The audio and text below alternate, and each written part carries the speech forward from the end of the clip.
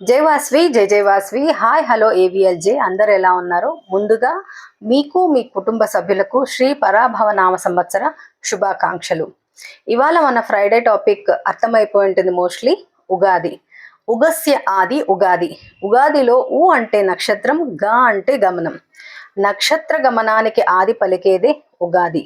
అదే రోజున మన సృష్టి కూడా ప్రారంభమైనది మన పూర్వీకులు చెబుతున్నారు. ఉగాది మన హిందువులకు అత్యంత ప్రముఖమైన పర్వదినం.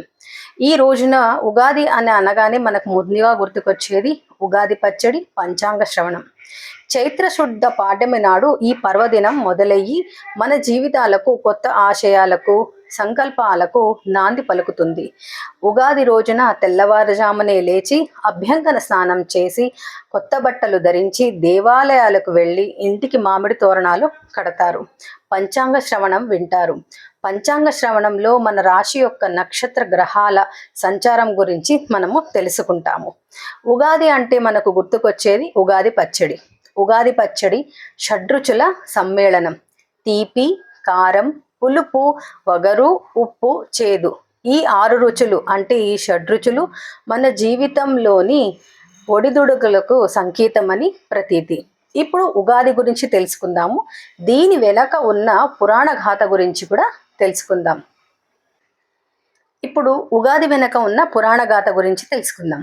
సోమకాసుడు అనే రాక్షసుడు ఉండేవాడు. ఆ రాక్షసుడు వేదాలను అపహరించి సముద్ర గర్భంలో దాచి ఉంటాడు.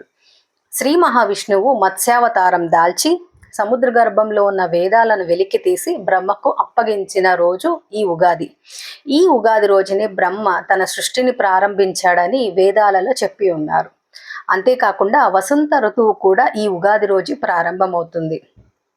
శాలివాహన చక్రవర్తి కూడా ఈ ఉగాది రోజునే పట్టాభిషిక్తుడయ్యాడని ప్రతీతి.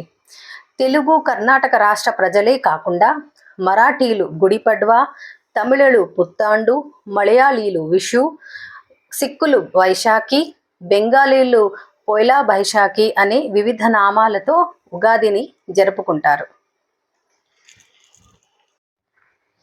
ఉగాది రోజున మన ప్రత్యేకమైన వంటకం ఒకటి చేసుకుంటాం. అదేంటో తెలుసు కదండి, ఉగాది పచ్చడి.